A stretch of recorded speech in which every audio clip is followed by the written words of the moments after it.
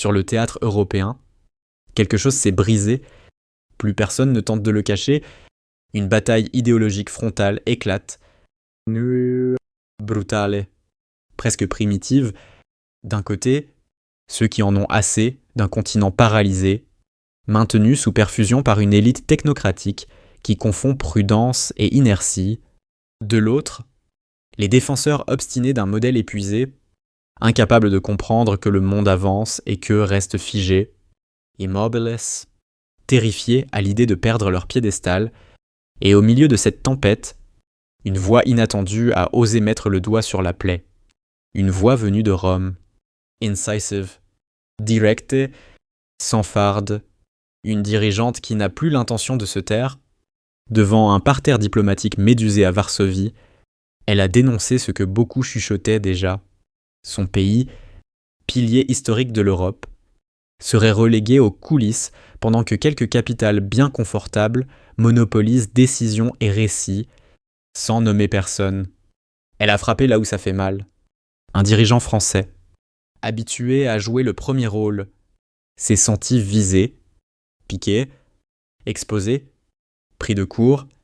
Il a tenté une réponse improvisée, une justification floue, semée d'hésitation, comme s'il venait de découvrir qu'un projecteur s'était allumé au-dessus de lui, sans prévenir. Le résultat était prévisible. Ses mots confus se sont retournés contre lui, dédaigneux dans le ton, fragiles dans la forme. Ils se sont immédiatement transformés en carburant pour ses adversaires. Les réseaux sociaux ont explosé. Memes, vidéos détournées, parodies, montage ironique. Son image, habituellement calibrée au millimètre, s'est fissurée en direct. Incapable de soutenir la pression, le malaise était partout. Dans les salons ministériels, dans les studios de télévision, dans les couloirs où l'on se chuchote tout bas que le sommet vacille, car ce qui apparaît désormais au grand jour dépasse de loin un simple incident diplomatique. C'est un symptôme, la preuve tangible qu'un système entier se dérègle, un appareil d'État qui perd sa cohésion et son récit. On le sentait depuis des mois, on n'osait pas l'avouer. Maintenant, c'est impossible à ignorer, et derrière ce vacillement politique, une réalité encore plus explosive se dessine. Chaque minute qui passe, la facture publique s'alourdit, le compteur tourne comme un vortex incontrôlable. Les engagements signés à huis clos, sans débat, sans contrôle, ont créé un gouffre budgétaire que personne n'assume. La dette s'envole, les prévisions s'effondrent, les générations futures paieront l'addition tandis que les artisans de ce chaos se pavanent devant les caméras, jurant qu'ils maîtrisent la situation. Pendant ce temps, la population étouffe, les taxes tombent en cascade, les prélèvements s'accumulent jusqu'à devenir un mur infranchissable. Le salaire net se dissout avant même d'être touché. Les factures explosent. Les repères sociaux se désagrègent. Plus personne ne reconnaît le pays dans lequel il vit.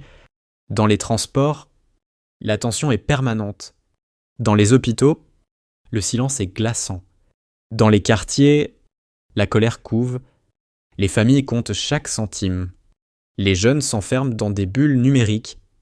Les classes moyennes glissent peu à peu vers le bord du précipice. Et face à cette débâcle nationale, une question s'impose. À qui profite cette lente destruction méthodique du tissu social ? Certainement pas aux citoyens. Derrière la façade républicaine impeccable, des intérêts privés s'organisent, alimentés par des accords discrets, des nominations arrangées, des rachats stratégiques. Aucun contre-pouvoir ne les freine. Les décisions se prennent dans l'ombre, à l'abri des regards, avec une opacité qui en dit long sur la confiance qu'ils accordent au peuple. La vérité, c'est que ce système ne se réformera jamais de lui-même. Il se nourrit de la passivité des foules, de la lassitude générale, de la peur de bousculer l'ordre établi. Chaque année, les contraintes se resserrent, les marges de manœuvre disparaissent. Les citoyens font des efforts titanesques, mais rien ne change. Au contraire, tout empire. Ceux qui tirent les ficelles savent très bien que tant que la population se débat dans les difficultés quotidiennes, elle ne posera pas de questions. Mais tout a une limite. Et cette limite est en train d'être franchie. Ce qui s'est joué ces dernières semaines n'est pas un simple affrontement entre deux dirigeants. C'est un séisme, une fracture profonde entre deux visions du pouvoir, deux conceptions de l'Europe, deux manières d'affronter la vérité. Et lorsque la dirigeante italienne a lancé sa charge, ce n'est pas seulement un homme qu'elle a défié, c'est tout un système, un modèle de gouvernance verrouillé, confisqué, entretenu par une poignée de décideurs persuadés que le peuple doit se contenter d'applaudir sans jamais poser de questions. La scène qui a suivi a pris une ampleur que personne n'avait anticipée. Face à la précision chirurgicale des critiques, le chef d'État français est resté figé, son silence a parlé pour lui. Une absence de réaction qui a résonné comme un aveu. Les images ont fait le tour du continent. Pour beaucoup, c'était la première fois qu'on le voyait réellement désarçonné, dépouillé de son assurance habituelle, confronté à une parole qu'il ne pouvait pas balayer d'un revers de main. Ce n'était plus un débat, c'était une gifle. Cette séquence a déclenché quelque chose d'irréversible.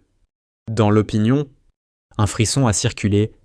Le sentiment, encore diffus, il y a quelques mois, s'est cristallisé brutalement. Ce gouvernement ne contrôle plus rien. Il n'écoute plus personne. Il s'est tellement enfermé dans sa bulle de certitude qu'il en a perdu le langage du réel. Et la colère populaire, longtemps étouffée, commence à reprendre forme. Volume, puissance, les fondations institutionnelles, protégées pendant des années par un consensus de façade, se fissurent sous la pression d'un mouvement citoyen qui n'en peut plus des mensonges et des faux semblants. Partout, on voit surgir des figures politiques capables de capter cette énergie brute, des voix qui parlent sans filtre, sans langue de bois, avec une force que les médias traditionnels essayent encore de minimiser, mais en vain, le public partage, commente, amplifie. Les discours percutants se transforment en slogans viraux, les extraits détournés deviennent des étendards numériques. Ce n'est pas un simple buzz, c'est un basculement, une rupture totale entre le récit officiel et la perception réelle du pays. Pendant que ces nouvelles alliances se tissent, un contraste brutal apparaît. D'un côté, des dirigeants qui se battent pour redéfinir l'avenir stratégique de leur nation avec clarté, autonomie et cohérence.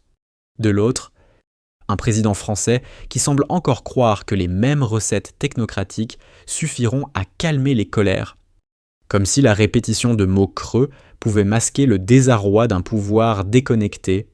Début mai, son équipe de communication a commis l'erreur fatale. Plutôt que de répondre sérieusement à la critique, ils l'ont méprisé. Une attaque incohérente, disait-il. Une provocation sans importance. Ce dédain a eu l'effet inverse. La critique a gagné en force. Le sentiment d'isolement du président s'est encore accentué. Il enchaîne désormais les discours lisses, les postures calculées, les déclarations sans impact. Plus personne n'y croit, même dans les cercles qui l'ont soutenu. On murmure que sa stature n'est plus ce qu'elle était.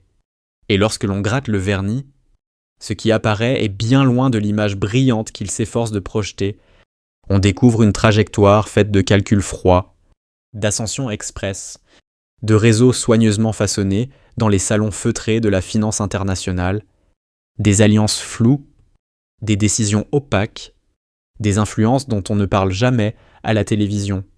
Ce n'est pas la trajectoire d'un homme d'État. C'est celle d'un stratège qui a confondu ambition personnelle et intérêt général. Cette déconnexion profonde se reflète dans chaque décision majeure prise ces dernières années. Réforme imposée sans débat. Passage en force. Verticalité assumée. Mépris des oppositions. À chaque fois que le pays exprime une inquiétude, il répond par un outil institutionnel. À chaque fois que la rue gronde, il réplique par une justification technocratique, comme si la France n'était qu'une entreprise à optimiser, un tableau Excel à rééquilibrer, un organigramme à remodeler selon ses propres obsessions. Mais une nation n'est pas une salle de marché. Elle n'obéit pas aux algorithmes. Elle vit, elle souffre, elle réclame qu'on l'écoute. Or, ce président ne regarde plus le peuple. Il regarde son image, son récit, sa carrière. Pendant que les grandes puissances redéfinissent leurs priorités, il persiste à jouer le rôle du modernisateur global, ignorant les fractures béantes qui déchirent son propre pays, chômage, précarité, insécurité, désespoir territorial. Tout cela lui échappe. La réalité est brutale. Les promesses se sont effondrées.